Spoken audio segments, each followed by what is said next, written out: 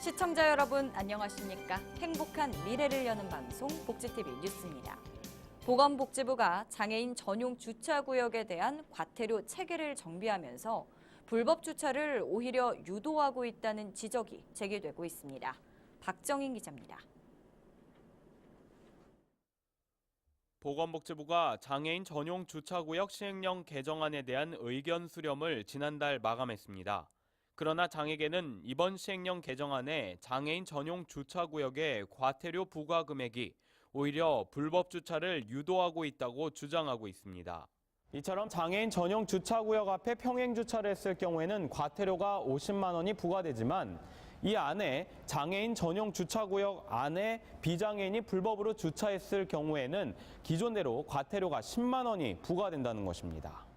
때문에 개정안이 시행되면 장애인 전용 주차구역 앞에 평행 주차를 하려던 비장애인은 과태료가 상대적으로 싼 장애인 전용 주차구역 안에 불법 주차하는 것을 택할 가능성이 큽니다. 이에 대해 장에게는 장애인의 권리 보장이 될 수 있는 과태료 인상이 필요하다고 말했습니다.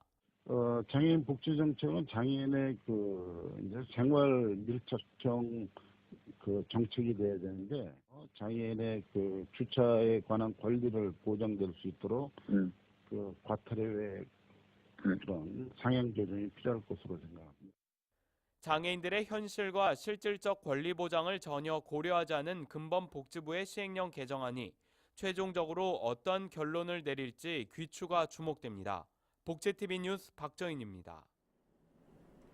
장애인의 운전면허 취득을 도울 장애인 운전지원센터가 서울 강서구에 들어섰습니다. 박광일 기자가 소개합니다. 서울 지역 최초로 운전면허를 취득할 수 있도록 지원하는 강서장애인 운전지원센터가 개소했습니다. 우리나라 인구의 250만 명이 장애인임에도 불구하고 장애인이 면허 소지자는 13만여 명에 불과한 실정입니다. 이에 우리 공단에서는 장애인의 이동권을 확보하고 또 우리 공단이 사회적 기업으로서의 책임을 완수하기 위해서 이번에 장애인 운전지원센터를 개소하게 되었습니다. 이날 개소한 장애인 운전지원센터는 운전 가능 여부를 사전에 평가하는 운동능력 평가 장비와 1, 2종 보통 차량, 학과 교육 및 시험을 볼 수 있는 컴퓨터 등을 갖추고 있습니다. 운전교육은 비장애인과 동일한 방식으로 학과 교육, 기능 교육, 도로주행 교육 등 총 18시간을 실시한 뒤 도로주행을 거쳐 운전면허가 발급됩니다. 특히 작업치료사 2명과 교육강사 2명이 배치돼 전 과정이 1대1로 진행됩니다. 한편 장애인 운전지원센터는 면허 취득을 희망하는 중증장애인을 대상으로 예약제로 운영됩니다. 복지TV 뉴스 박광일입니다. 법제처가 장애인 활동지원제도 신청 자격을 장애 등급 3급까지 확대했습니다.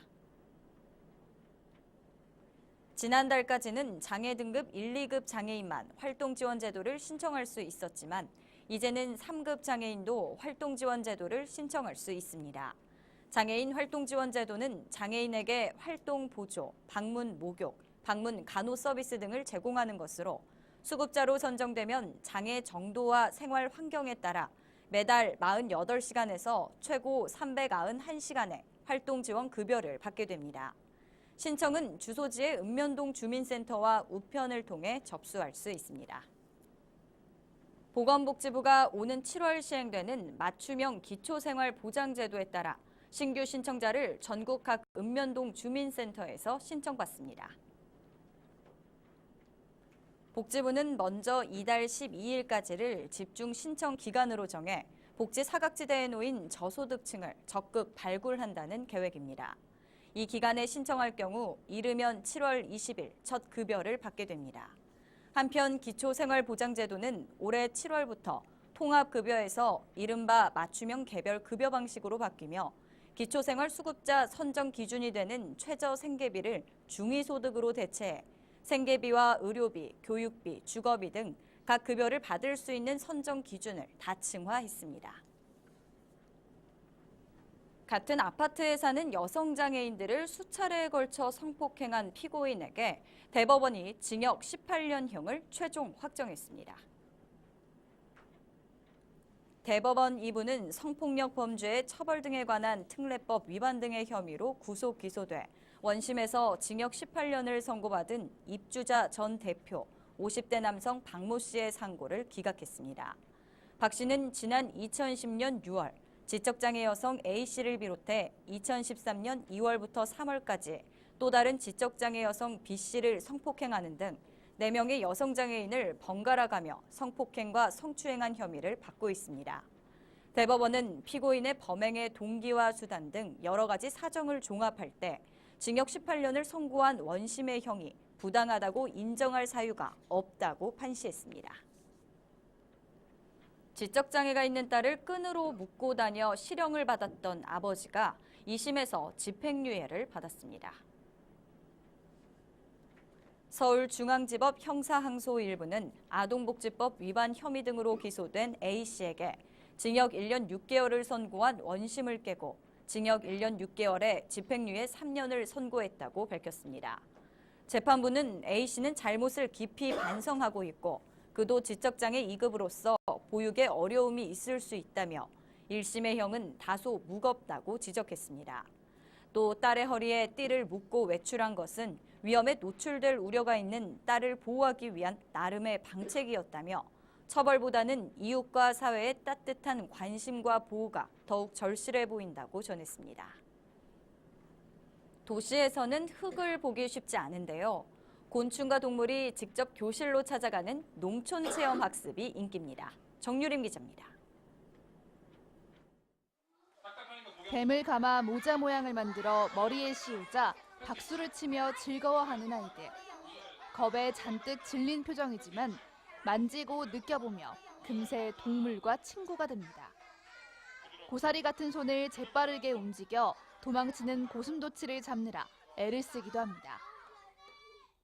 저한테는 동물 중에서 무서운 것도 많았는데 이걸 해보니까 별로 무서운 것들이 없었어요. 우리 고슴도치 처음 만져봤는데 신기하고 재밌었어요. 도시화로 곤충과 동물을 접할 기회가 없었던 아이들에게 자연의 친근감을 주는 농촌 체험학습은 초등학교를 대상으로 신청을 받아 지난 4월부터 실시하고 있습니다. 아이들의 정서 발달은 물론 농가가 직접 찾아오며 홍보를 하니 어려운 농가의 소득 증대로 이어져 일석이조입니다.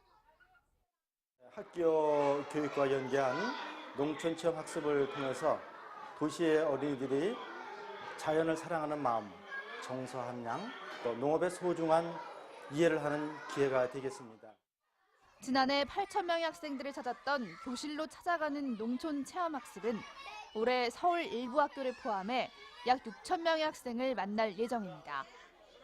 복지TV 뉴스 정유림입니다. 사회복지시설 종사자들, 현장에서 겪는 스트레스가 이만저만이 아닙니다. 특히 시설 이용자로부터 겪는 폭언과 폭행은 자존감마저 잃게 한다는데요. 이들의 경험을 공유하고 토론하는 자리가 마련됐습니다. 김소영 기자입니다. 매월 20일은 공무원의 월급날이지만 즐겁지 않다. 바로 수급자의 급여일이기 때문. 전화를 받으면 온갖 욕설과 폭언. 너 때문에 죽어버리겠다는 협박.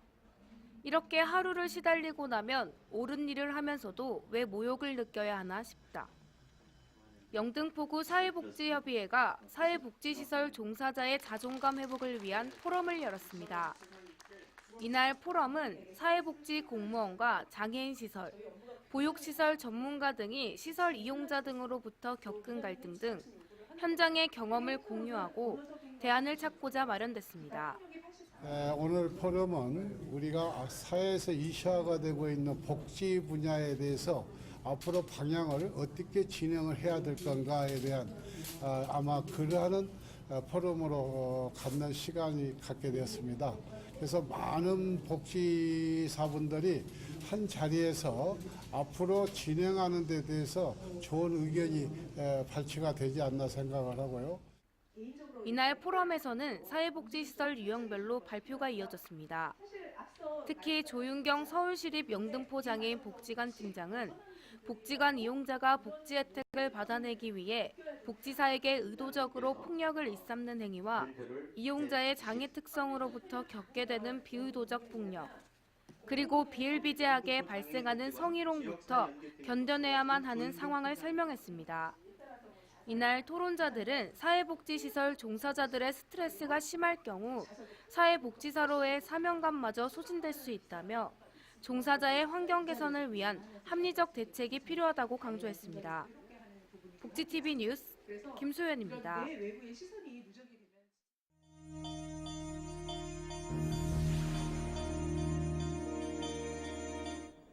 이어서 간추린 뉴스를 전해드립니다.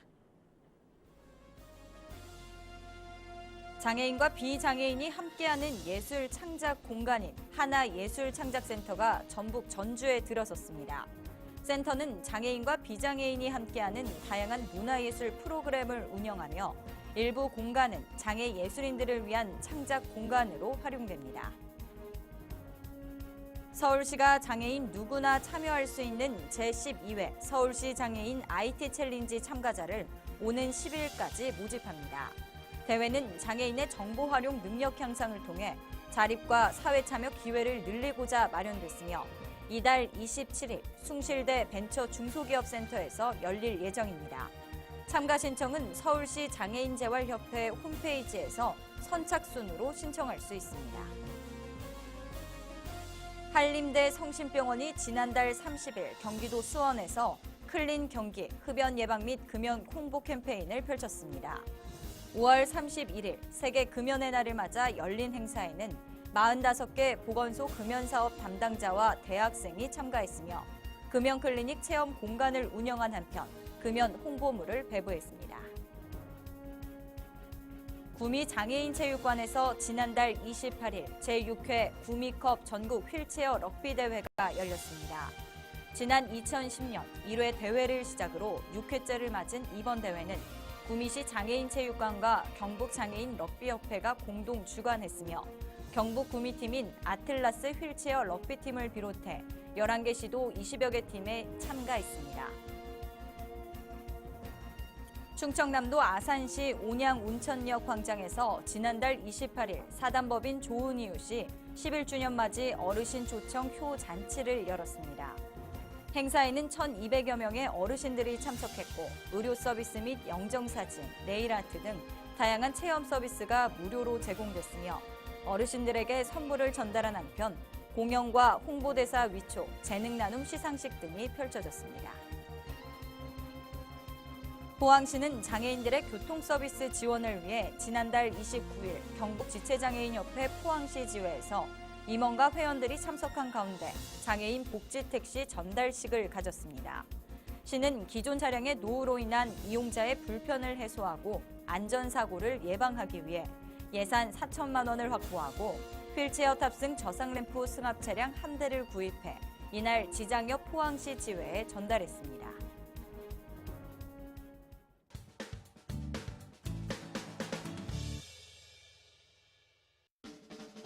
한 주간의 사회복지 행사를 한눈에 알려드리는 시간 복지 게시판입니다. 서울특별시 중구장애인복지관에서는 2015 장애인복지 아이디어 공모전을 실시합니다.